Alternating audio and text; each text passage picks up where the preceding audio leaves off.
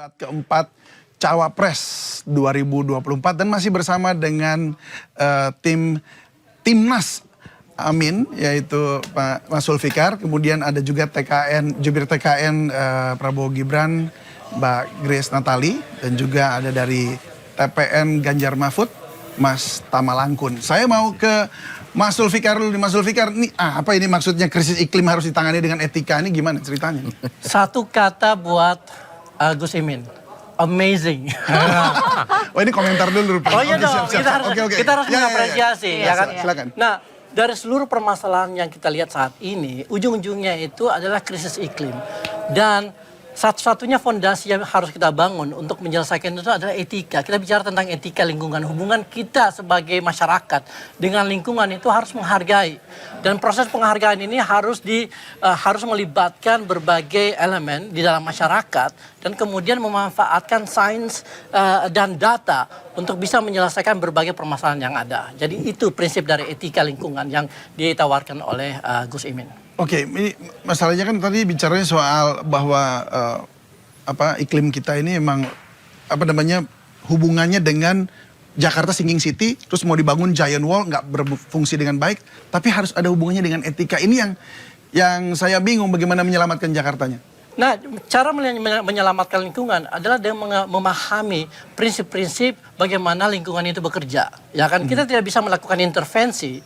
Begitu kita lihat, oh ada gelombang besar, kita pasang giant sea wall, atau ada tanah yang longsor, lalu kemudian kita tinggalkan kota begitu saja. Nah, etika lah yang membuat kita bisa sadar bahwa ternyata masalahnya itu bukan dari lingkungan, tetapi dari perilaku kita sendiri sebagai manusia. Baik, saya ke Mbak Grace ya. Mbak Grace, ini tadi bicara soal hilirisasi, harus diperluas hingga pertanian dan maritim. Tapi ini masih bicara nikel dan yang tadi sebelum kita break.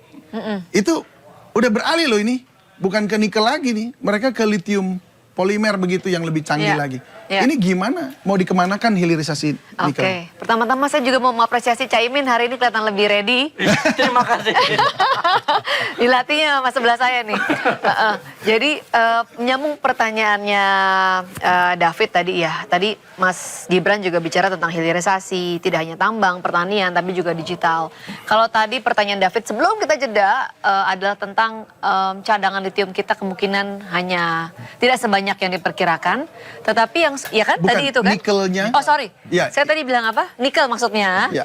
Nikel kita tidak sebanyak yang diperkirakan, tetapi ada dua perusahaan besar, CATL dan LG itu sudah investasi. Artinya mereka pasti punya metode untuk mengecek reserve yang kita miliki dan oleh karenanya pasti nggak mungkin mereka mau investasi kalau bahkan rugi gitu, David. Oke, baik. Nanti kita akan hitung-hitungan lagi untuk yang soal itu. Tapi kita akan kembali lagi ke Jakarta Convention Center untuk menyaksikan debat.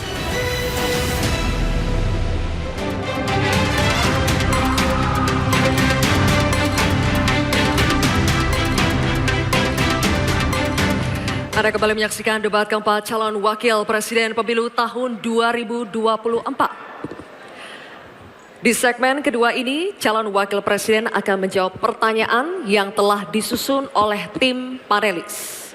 Selain menjawab pertanyaan, masing-masing calon wakil presiden juga akan diberikan kesempatan untuk saling menanggapi dan saling memberikan respons. Untuk itu, kami undang kembali ketiga calon wakil presiden untuk menuju ke podium masing-masing.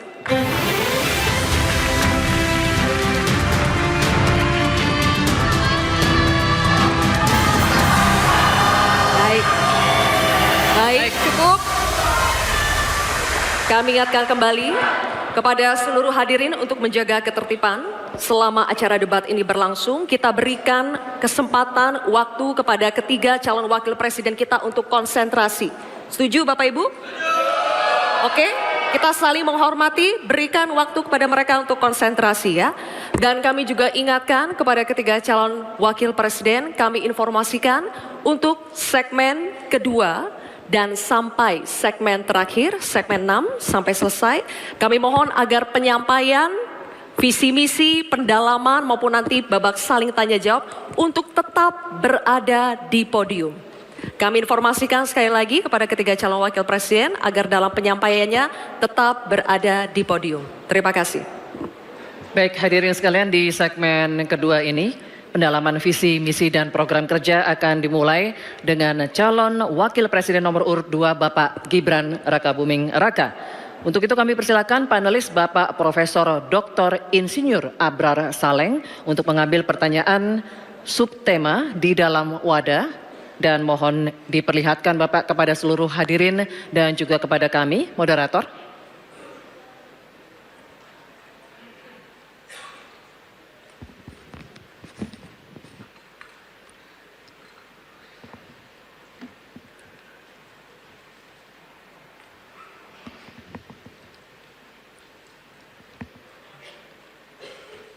Baik, subtemanya adalah pembangunan berkelanjutan dan lingkungan hidup. Terima kasih Bapak. Kemudian kami persilakan panelis Bapak Dr. Aris Sujito untuk berkenan mengambil undangan daftar pertanyaan dari wadah. Mohon diperlihatkan hurufnya Bapak.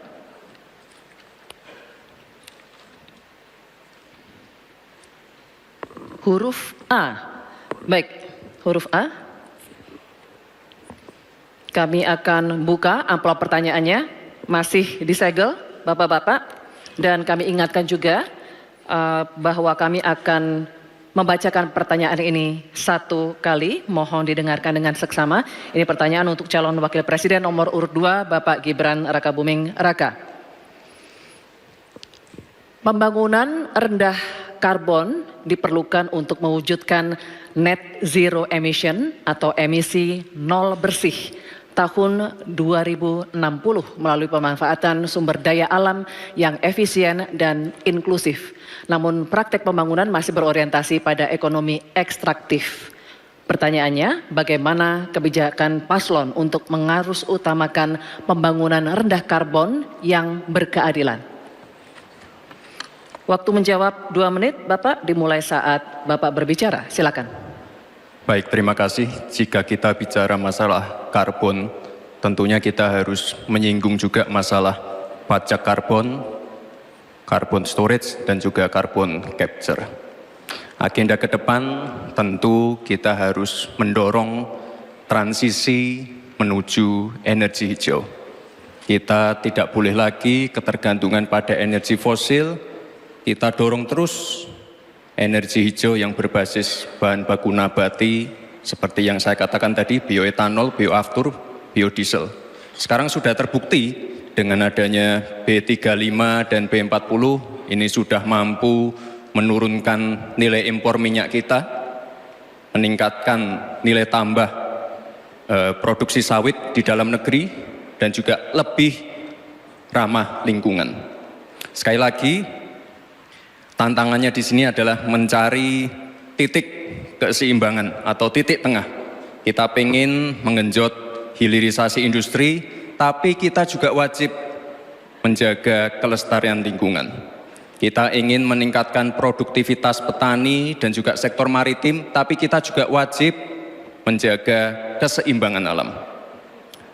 Dalam pelaksanaannya tentu AMDAL itu wajib, analisa lingkungan juga wajib, sustainability report wajib juga, dan jangan sampai ada alih fungsi lahan yang sekiranya merugikan pengusaha lokal, UMKM lokal, ataupun masyarakat adat setempat. Sekali lagi, potensi energi baru terbarukan juga luar biasa sekali. Ada energi surya, angin, air, bioenergi, panas bumi, dan kita punya potensi yang besar sekali, 3.686 gigawatt. Terima kasih. Terima kasih Bapak Gibran Rakabuming Raka. Baik, sesinya masih berlanjut Bapak Ibu, terima kasih. Kami persilakan sekarang untuk calon Wakil Presiden nomor urut 3 Bapak Mahfud MD untuk menanggapi. Waktunya 1 menit dimulai saat Bapak berbicara. Silakan. Baik, terima kasih. Saya sudah menyimak dengan baik meskipun saya agak koreksi sedikit terhadap pertanyaan tadi. Kalau dibilang 5 tahun dari sekarang untuk emisi dan bersih, itu sebenarnya nanti tahun 2060 masih jauh waktunya. Tapi masalah yang kita lihat itu sebenarnya pengelolaan berkelanjutan belum dilakukan. Sebenarnya dulu ada garis-garis besar haluan semesta berencana yang sudah mengatur seperti ini dengan sangat rinci. Waktu tahun 62 atau 61 Presiden mengeluarkan kebijakan itu. Nah, saya sekarang ingin menatakan kebijakan insentif dan disinsentif ekonomi hijau seperti karbon, pajak limbah, dan sebagainya. Bagaimana Bapak mau melakukan itu? Baik, waktunya habis. Terima kasih. Selanjutnya, calon wakil presiden nomor urut 1, Bapak Muhaimin Iskandar. Kami berikan kesempatan juga untuk menanggapi. Waktunya 1 menit, dimulai ketika Anda berbicara. Silakan. Ya, memang pajak karbon ini salah satu, bukan satu-satunya. Yang paling penting adalah dipersiapkan transisi energi baru dan terbarukan. Sayangnya, komitmen pemerintah hari ini tidak serius. Target energi baru dan terbarukan yang mestinya kita harus punya target 2025 berkurang dari 23 justru diturunkan menjadi 17%. Penundaan implementasi pajak karbon dilakukan oleh pemerintah hari ini. Dari tahun 2002 dimundur menjadi tahun 2025. Apanya yang mau dilanjutkan? Karena itu secara tegas harus dilakukan. Implementasi pajak karbon dilakukan secepat-cepatnya, sekaligus transisi energi baru terbarukan dijalankan. Baik, waktunya masih ada Bapak, cukup lanjut. Baik, terima kasih Bapak Muhaimin Iskandar atas jawabannya atau tanggapannya. Selanjutnya, kami persilakan calon wakil presiden nomor urut 2, Bapak Gibran Raka Buming Raka untuk merespons tanggapan dari calon wakil presiden nomor urut 3 dan calon wakil presiden nomor urut 1. Waktunya 1 menit dimulai saat Bapak berbicara, silakan. Terima kasih Prof. Mahfud dan Gus Muhaimin. Untuk masalah insentif, komitmen, ini bisa kita kasih contoh yang sudah berjalan saja. Contohnya pembangkit listrik tenaga surya yang ada di Cirata. Itu kan kerjasama dengan PT Masdar dari Uni Emirat Arab. Ini kan juga ada insentifnya, Prof. Ada tax holiday, tax allowance, ada pembebasan biaya modal juga, sehingga akan mendorong perusahaan-perusahaan untuk berinvestasi di bidang transisi energi hijau. Transisi menuju energi hijau ini memang tidak murah, sangat costly, karena beberapa perusahaan memang belum bisa mencapai ekonomi soft skill. Tapi yang jelas adalah komitmen kita pasti akan meningkatkan bauran listrik PLN yang sekarang cuma 20%, ini harus ditingkatkan lagi ke depan. Terima kasih. Baik. Terima kasih Bapak Gibran. Oke. Baik, kita selanjutnya akan beralih ke pertanyaan kedua untuk calon wakil presiden nomor urut 3, Bapak Mahfud MD. Kami akan persilakan kali ini panelis Bapak Profesor Dr. Arif Satria untuk mengambil pertanyaan subtema di dalam wadah. Silakan Bapak. Mohon diperlihatkan kepada seluruh hadirin dan juga moderator.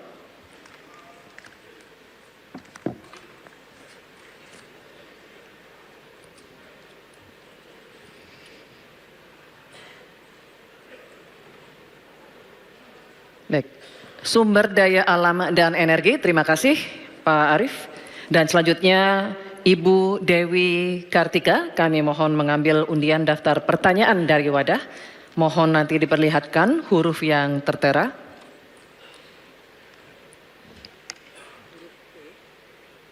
Huruf C, terima kasih Ibu.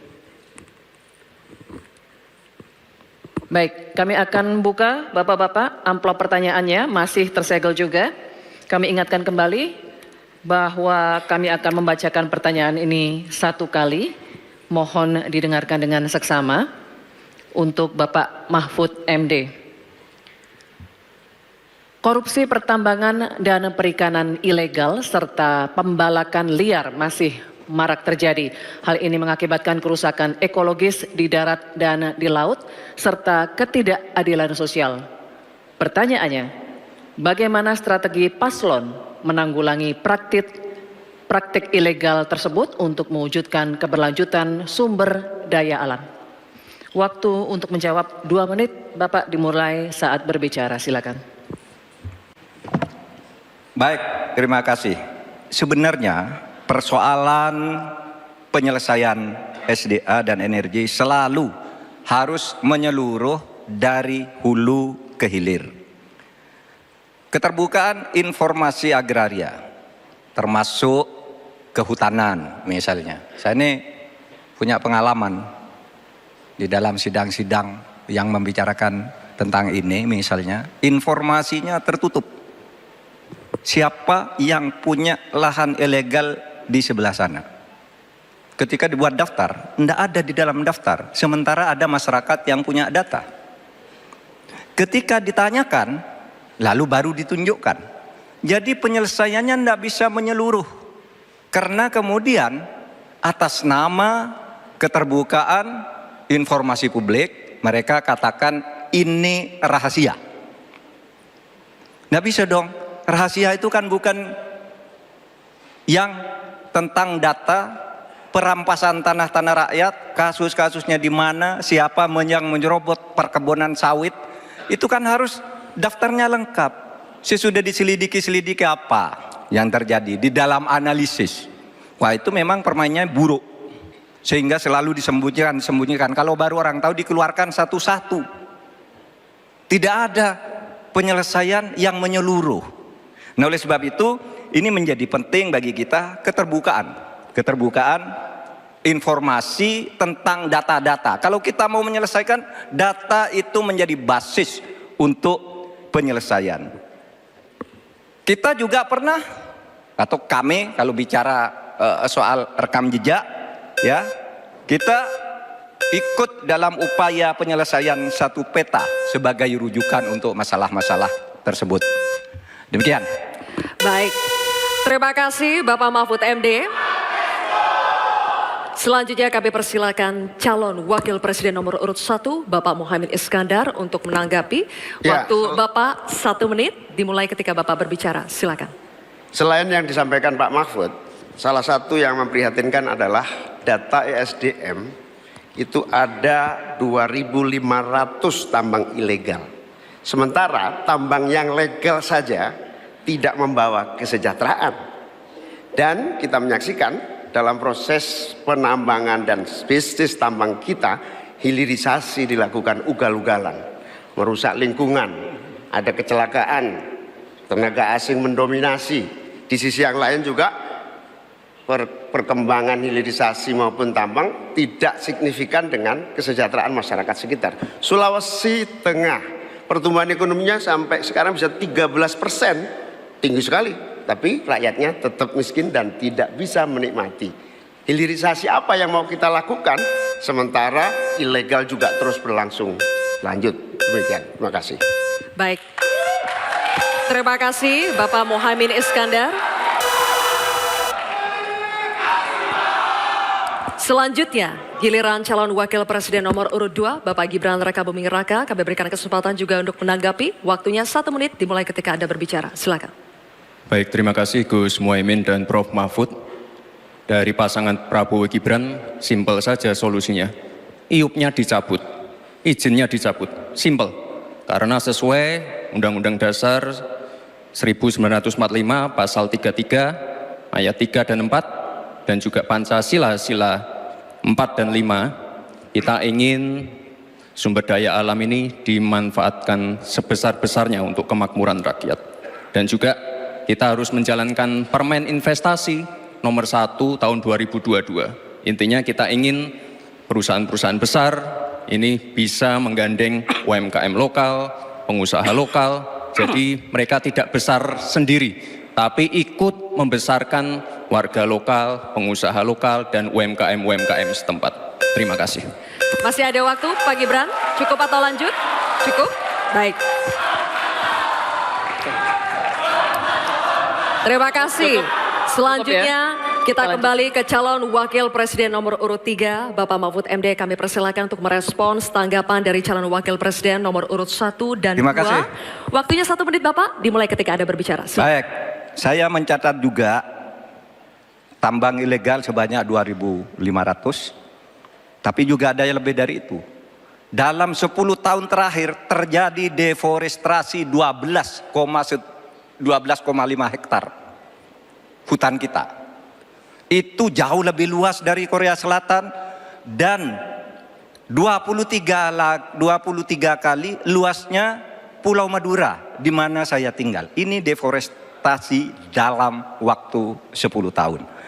Bilang, ya cabut aja IUP-nya. Nah itu masalahnya. Mencabut IUP itu banyak mafianya. Banyak mafianya. Saya sudah mengirim tim ke lapangan, ditolak. Sudah putusan Mahkamah Agung. Itu begitu. Bahkan KPK seminggu lalu mengatakan untuk pertambangan di Indonesia itu banyak sekali yang ilegal dan itu di-backing oleh aparat-aparat dan pejabat. Itu masalahnya. Baik, terima kasih Waktunya Bapak. habis, Pak Mahfud. Terima kasih. Kita lanjutkan. Baik, kini kita beralih ke pertanyaan untuk calon wakil presiden nomor urut 1, Bapak Muhaimin Iskandar. Kami akan persilakan panelis Bapak Fabi Tumiwa untuk mengambil subtema di dalam wadah. Silakan Pak, mohon diperlihatkan kepada hadirin dan juga moderator.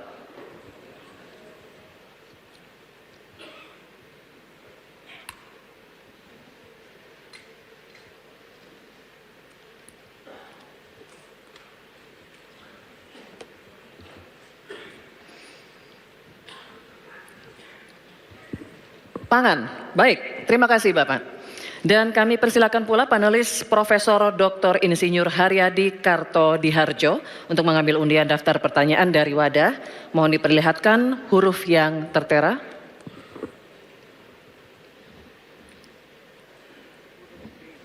Huruf B. Terima kasih. Pangan huruf B. Baik, Bapak-bapak masih tersegel, kita akan buka. Dan kembali kami ingatkan bahwa kami akan membacakan pertanyaan satu kali, mohon didengar dengan seksama. Ini untuk calon wakil presiden nomor urut 1 Bapak Muhaimin Iskandar. Perubahan iklim ekstrim mengancam produksi pangan dan menurunkan kualitas gizi pangan. Hal ini sangat berpengaruh terhadap kualitas sumber daya manusia serta kecerdasan, imunitas, dan produktivitas. Pertanyaannya, bagaimana strategi paslon untuk menghadapi dampak perubahan iklim terhadap produksi dan kualitas gizi pangan? Waktu menjawab 2 menit, Pak Muhaimin dimulai saat berbicara. Silakan. Saudara-saudara sekalian, tanpa krisis iklim pun persawahan pertanian kita tidak memiliki air dan irigasi yang memadai. Bahkan dia lebih fatal lagi dalam mengadakan pengadaan pangan nasional, petani tidak dilibatkan dan bahkan hanya melibatkan korporasi. Ini yang harus kita rubah. Kita ingin melihat bahwa potensi petani dan seluruh produk-produknya masih sangat luar biasa. Mulai dari pengadaan lahan yang memadai. Dalam arti lahan-lahan yang ada melalui reformasi agraria. Reforma agraria menjadi prinsipnya. Yang kedua, petani kita harus kita beri pupuk yang cukup dengan harga yang terjangkau. Bahkan banyak petani punya duit sebetulnya tapi pupuknya tidak ada. Bagaimana mungkin? Yang kedua, potensi pupuk organik juga menjadi salah satu bagian penting agar produksi pertanian kita semakin berkualitas. Di sisi yang lain kita ingin program perlindungan gagal tanam gara-gara iklim juga kita berikan supaya petani kita aman, merasa aman dan yakin dengan produksinya. Pengembangan irigasi dan subsidi pupuk tidak bisa dielakkan. Tidak boleh kita melakukan pembiaran petani kita sehingga kita kekurangan pangan, petani kita tidak diberi kesempatan untuk mengisi kekurangan pangan itu. Kualitas pangan kita bergantung juga kemampuan kita memfasilitasi agar petani kita lebih produktif lagi. Dengan cara ini desa-desa kita libatkan untuk menjadi bagian dari satu kesatuan pengadaan pangan yang berkualitas, sekaligus kita hentikan untuk ketergantungan dari pangan di luar produksi kita sendiri. Baik, terima kasih. Selanjutnya Kami persilakan calon wakil presiden nomor urut 2, Bapak Gibran Raka Buming Raka untuk menanggapi. Waktu Bapak 1 menit dimulai ketika Anda berbicara, silakan. Baik, terima kasih. Enak banget ya Gus ya, jawabnya sambil baca catatan tadi. Kuncinya di sini adalah ekstensifikasi dan intensifikasi lahan.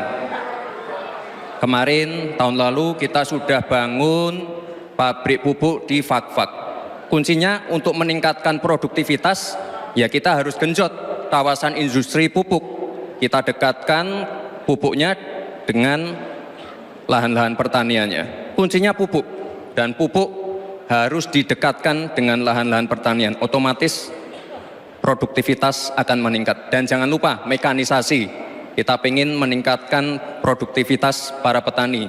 Pakai RMU, pakai combine harvester, dan juga kita melibatkan generasi muda melalui smart farming. Pakai IoT untuk melihat pH tanah, keasaman tanah, kesuburan tanah, dan juga penggunaan drone untuk penyemprotan pestisida. Terima kasih. Baik, terima kasih.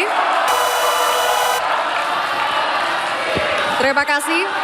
Baik, kita lanjutkan Bapak-Bapak. Oke, selanjutnya. Kita lanjutkan ya Bapak Ibu. Cukup ya. Kita lanjutkan dulu. Selanjutnya giliran calon wakil presiden nomor urut 3, Bapak Mahfud MD untuk menanggapi juga. Waktunya 1 menit Bapak, dimulai ketika Anda berbicara. Silakan. Ya, kan masalahnya itu salah satu yang sering kita dengar, lahan berkurang, petani berkurang. Orang desa tidak mau lagi menjadi petani karena justru rugi. Terkadang kalau mau ingin mendapat pupuk bersubsidi dipersulit bukan main dan harus beli ke tengkulak. Nah di sini problemnya sebenarnya bagaimana penegakan aturan-aturan itu. Kami di Jawa Tengah itu pernah punya program di mana Pak Ganjar waktu jadi gubernur waktu itu membuat 29 badan usaha milik petani yang itu efektif untuk membantu petani saling menolong menggarap tanahnya sehingga dia kerasan di desa. Yang saya tanyakan, kebijakan hukum apa yang akan dilakukan untuk mengatasi masalah ini? Terima kasih. Baik, terima kasih Pak Mahfud MD. Cukup. Kita teruskan lagi ya. Kita lanjutkan dulu ya. Kita teruskan Kita lagi lanjutkan debatnya. Cukup. Selanjutnya kita kembali ke calon wakil presiden nomor urut 1 Bapak Muhaimin Iskandar. Kami persilakan untuk merespons tanggapan dari calon wakil presiden nomor urut 2 dan 3 yang telah dikemukakan. Waktu Bapak 1 menit dimulai ketika Anda berbicara. Silakan. Terima kasih Pak Gibran. Yang Anda sampaikan hanya mengulang apa yang saya sampaikan. Saya ingin memperdalam lagi bahwa petani kita ini potensinya besar sekali. Jumlah petani kita masih sangat besar. Potensi tanah kita subur masih banyak lagi. Di sisi yang lain, kita juga memiliki apa yang disebut kebutuhan pangan kita. Juga pasar yang luar biasa. Nah, dalam konteks ini, antara suplai kita punya potensi. Antara permintaan kita juga punya sangat kuat. Oleh karena itu, pemerintah tidak boleh diam. Turun tangan, jangan terlalu normatif mengatasi keadaan. Untuk Pak Mahfud, saya ingin menyampaikan bahwa seluruh perangkat undang-undang yang menyangkut perlindungan petani dan produksi kita sebetulnya lengkap. Tinggal implementasi saja dari seluruh proses hukum yang kita miliki. Kemauan politik, kesungguhan, tidak mengabaikan petani yang penting. Terima kasih Bapak Muhaimin, waktunya habis. Ya. Baik, Akan memberikan apresiasi. Bapak Ibu sekalian, tuntas sudah segmen kedua kita. Ini saatnya kita berikan apresiasi kepada ketiga calon wakil presiden kita.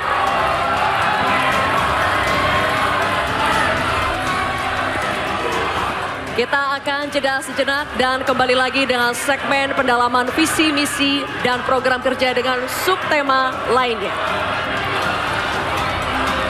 Baik, berbagai gagasan akan kembali disampaikan oleh ketiga calon wakil presiden kita. Karena itu tetaplah bersama kami di debat keempat calon wakil presiden pemilu tahun 2024.